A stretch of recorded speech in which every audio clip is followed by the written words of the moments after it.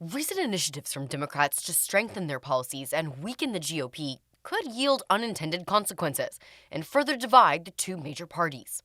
In a historic decision, the Colorado Supreme Court ruled Trump is not eligible to hold office again, citing the Constitution's insurrection clause, setting up an appeal from the former president before the highest court in the nation. However, Trump's campaign was quick to characterize Colorado's decision as another attempt from Democrats to halt his political strength, similar to the numerous legal battles that have yet to hurt his popularity. They're willing to violate the U.S. Constitution at levels never seen before in order to win this election.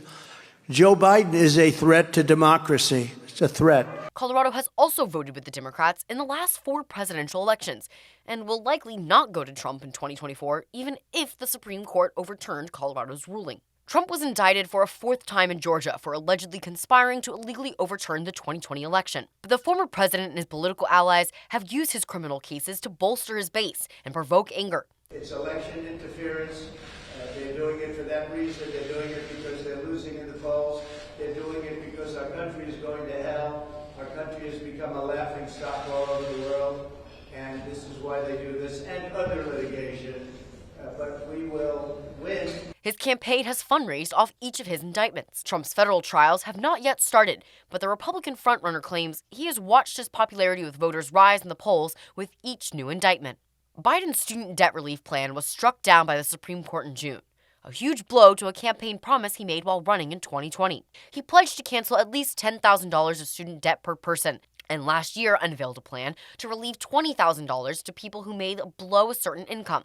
The conservative majority court hexed those plans, and Democrats are growing restless as his first term nears to its final year, and that promise has fallen flat. Without the blessing of the court, Biden is looking for alternative ways to deliver on a key plank of his 2020 campaign. The Supreme Court ruled against, but I still got 136 million people's debt relieved. Republicans have hit diversity, equity, and inclusion, or DEI, programs across college campuses with sharp criticism, especially with the rise of anti-Semitic incidents since the start of the Israel-Hamas war. While Democrats defend DEI practices, Republican leaders such as DeSantis and Governor Greg Abbott have worked to eliminate DEI practices in higher education.